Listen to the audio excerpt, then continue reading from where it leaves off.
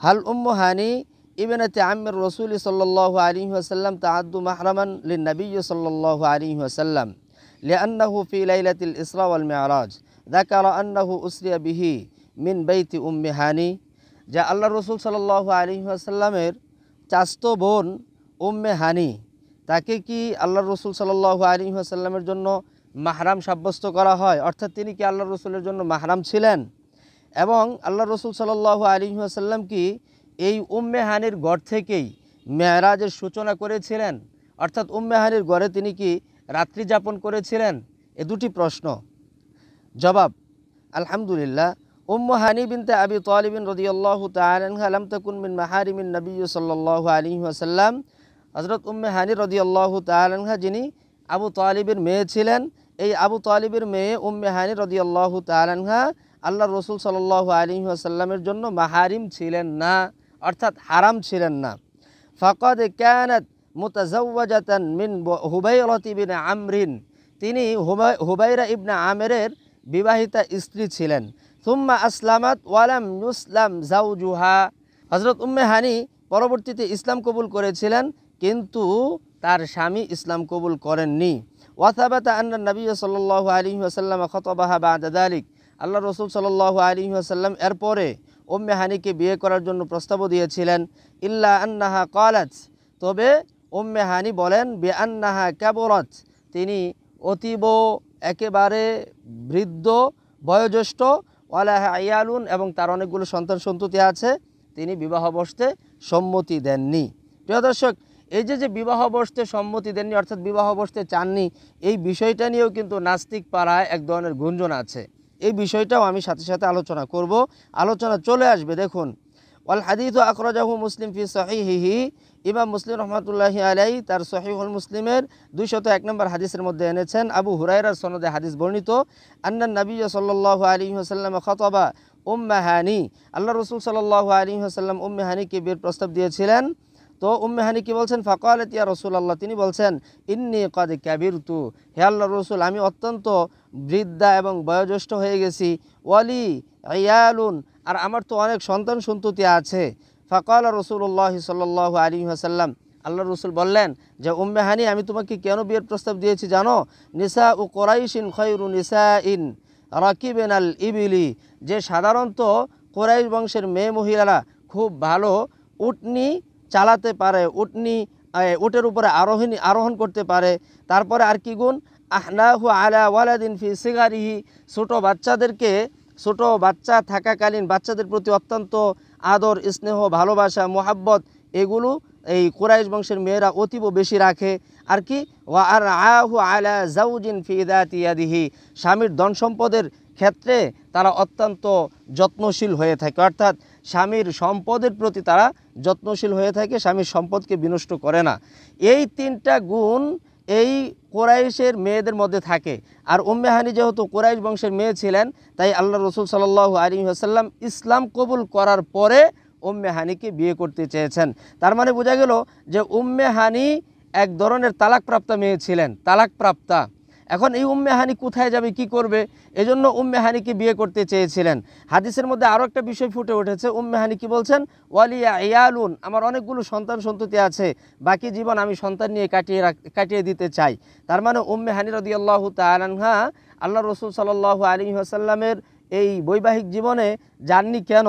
যেহেতু আমার সন্তান সন্ততি আছে, আমার বাহ্যিক দৃষ্টিতে তেমন কোনো প্রয়োজন নেই, সুতরাং আমি বিবাহ বসতে সম্মতি না। এখানে এই নাস্তিকরা যে কথাটা বলে সেটা হচ্ছে আল্লাহ রাসূল সাল্লাল্লাহু আলাইহি ওয়াসাল্লাম নাকি উম্মে হানির প্রেমে আসক্ত ছিল। লা হাওলা ওয়ালা কুওয়াতা ইল্লা বিল্লাহ। প্রিয় দর্শক, যাই হোক, এই সকল বিষয়বস্তু আমাদের দেশের নাস্তিকেরা মুসলিম উম্মাকে বারংবার শোনাচ্ছে আর বোঝাচ্ছে নবী মুহাম্মদের চরিত্র খারাপ ছিল। প্রিয় দর্শক, আপনারা স্ক্রিনটাকে লক্ষ্য করুন, দেখতে থাকুন, আমি সবগুলো বিষয়বস্তু তুলে ধরতে চেষ্টা করছি। প্রথমত তুলে ধরলাম যে উম্মে হানি রাদিয়াল্লাহু তাআলা আনহা আল্লাহ রাসূল সাল্লাল্লাহু আলাইহি ওয়াসাল্লাম যখন বিয়ের প্রস্তাব দিয়েছিলেন, তখন উম্মে হানি কেন না করলেন? তার অনেকগুলো সন্তান সন্ততি আছে, সে এখন বয়োজ্যেষ্ঠ বৃদ্ধা, এই জন্য সে বিবাহের মধ্যে সম্মতি না। এরপরে আল্লাহ রাসূল সাল্লাল্লাহু আলাইহি ওয়াসাল্লাম কেন বিয়ে করতে চেয়েছিলেন? যেহেতু কুরাইশ বংশের মেয়েরা অনেকগুলো গুণে গুণান্বিত থাকে এজন্য। তাহলে বুঝতে পারলাম আল্লাহ রসুল এখানে প্রেমে আসক্ত ছিলেন না, নাস্তিকদের জবাব। 2 নম্বর কথা, ওয়া আম্মা মাস্তাশকালাহু সাইরুল কারীম মিন কাউনিন নবী সাল্লাল্লাহু আলাইহি ওয়াসাল্লাম কানা লাইলাতুল ইসরা নাইমান ফি বাইতিহা ফাগাইরু সহিহুন। আল্লাহ রসুল সাল্লাল্লাহু আলাইহি ওয়াসাল্লাম কি লাইলাতুল মেরাজ অর্থাৎ মেরাজের রজনীতে উম্মে হানির ঘরে রাত্রি যাপন করেছিলেন? এ ব্যাপারে যত ধরনের রেওয়ায়াত আছে সেই রেওয়ায়াতগুলো কি সহি, বিশুদ্ধ? বলতেছে দেখেন, ফাগাইরু সহিহুন, একটাও বিশুদ্ধ নয়, একটাও সহি নয়। ওয়ালাম ইয়াসবুত আন্না নবী সাল্লাল্লাহু আলাইহি ওয়াসাল্লাম কানা নাইমান লাইলাতুল ইসরা ফি বাইতি উম্মি হানি।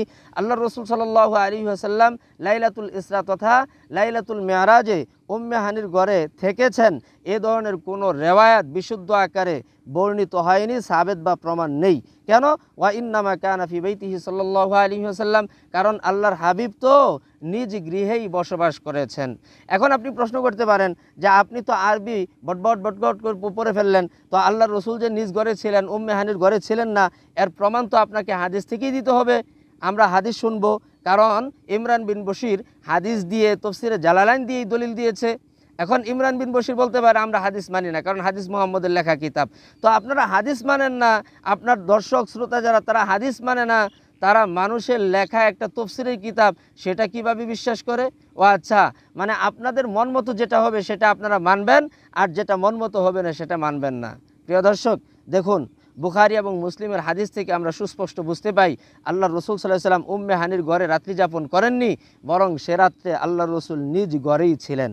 হাদিস দেখুন, ওয়ায়াদুল্লু আলা যালিকাল হাদিসুল্লাযী আখরাজাহুল বুখারী ফি সহিহিহি। ইমাম বুখারী রহমতুল্লাহি আলাইহি 349 নম্বর হাদিস, ইমাম মুসলিম রহমতুল্লাহি আলাইহি 163 নম্বর হাদিস এনেছেন।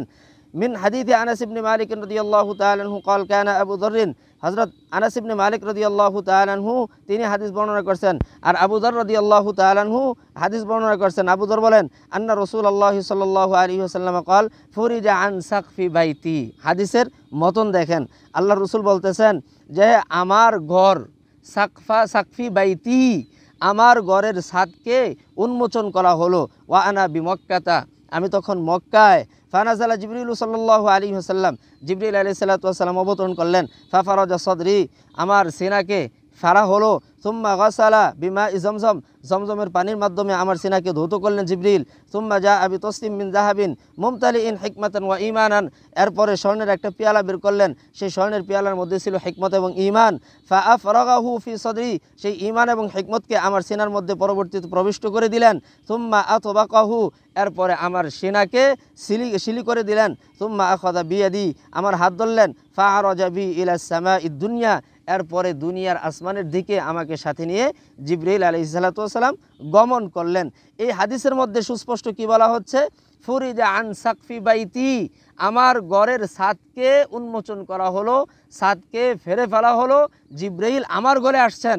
আল্লাহর হাবিব এখানে এমনটা বলেন নাই সাকফি বাইতি উম্মে হানি, উম্মে হানির ঘরকে বিদীর্ণ করা হয়েছে, উম্মে হানির ঘরের ছাদকে বিদীর্ণ করা হয়েছে, আমি সেই ঘরে ছিলাম, এমনটা কিন্তু আল্লাহর হাবিব বলেননি। তাহলে এই হাদিসের মাধ্যমে সুস্পষ্ট বোঝা যাচ্ছে বুখারী এবং মুসলিম, জানেন তো কোরআন এবং কোরআনের পরে সর্বপ্রথম যেই কিতাবগুলো স্থান পায় সেগুলো বুখারী এবং মুসলিম। এই হাদিসের সনদ একেবারে বিশুদ্ধ।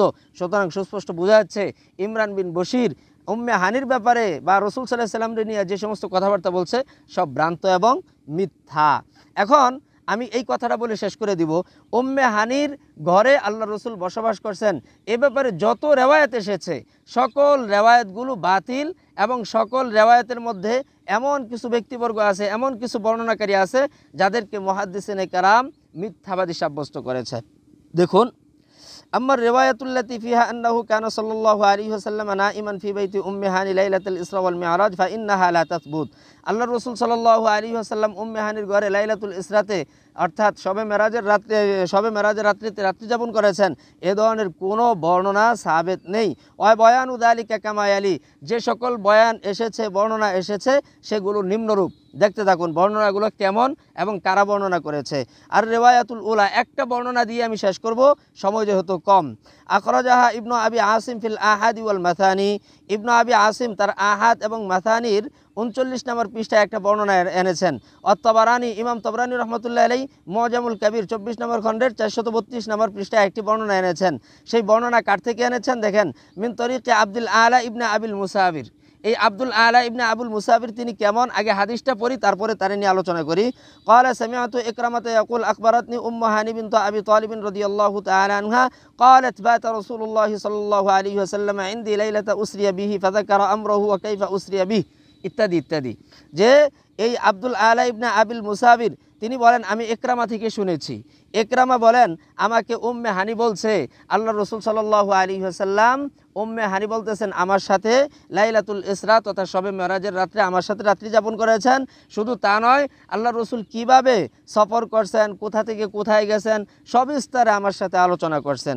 এই যে হাদিসটা এসেছে, রেওয়ায়েতটা এসেছে, এই রেওয়ায়েতের মধ্যে কে? আব্দুল আলা ইবনে আবিল মুসাবির। দেখুন, আমি স্ক্রিন দিয়ে আপনাদেরকে দেখাই দিচ্ছি। এই ব্যক্তি সম্পর্কে মুহাদ্দিসিনে কেরাম কি বলছেন, ওয়া ইসনাদুহু তালিফুন ফিহি আব্দুল আলা ইবনে আবিল মুসাবির। এই সনদের মধ্যে একজন ব্যক্তি আছে আব্দুল আলা ইবনে আবিল মুসাবির। এই ব্যক্তি সম্পর্কে আল্লামা যাহাবি বলছেন, ক্বালা আয-যাহাবি ফি তারিখুল ইসলাম।